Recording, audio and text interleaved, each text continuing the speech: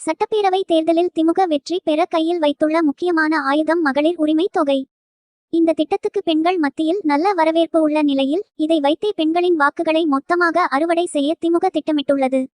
தமிழ்நாடு அரசு கலைஞர் மகளிர் உரிமை தொகை திட்டம் என்ற பெயரில் ரேஷன் கார்டு வைத்துள்ள பெண்களுக்கு ஒவ்வொரு மாதமும் 1000 ரூபாய் உரிமை தொகை வழங்கி வருகிறது.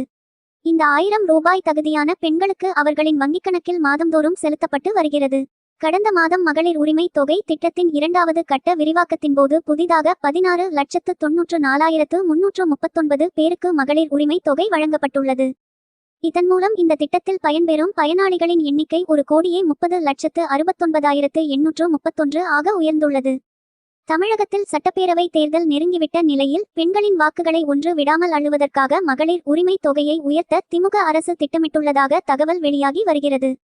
இந்த நிலையில் அமைச்சர் ஐ. பெரியசாமி பொங்கல் முடிவதற்குள் பெண்களுக்கு பொங்கல் பரிசு காத்திருக்கிறது என்று கூறியுள்ளார்.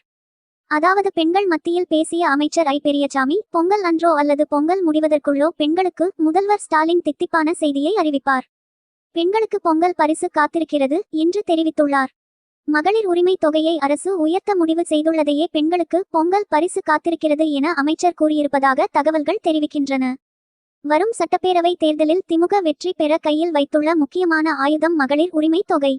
இந்த திட்டத்துக்கு பெண்கள் மத்தியில் நல்ல வரவேற்பு உள்ள நிலையில் இதை வைத்தே பெண்களின் வாக்குகளை மொத்தமாக அறுவடை செய்ய திமுக திட்டமிட்டுள்ளது.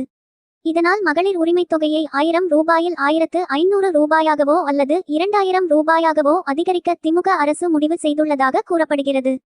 இதைத்தான் பொங்கல் பரிசு என அமைச்சர் ஐ. பெரியசாமி சூசமாக கூறியுள்ளதாக தகவல்கள் கூறுகின்றன.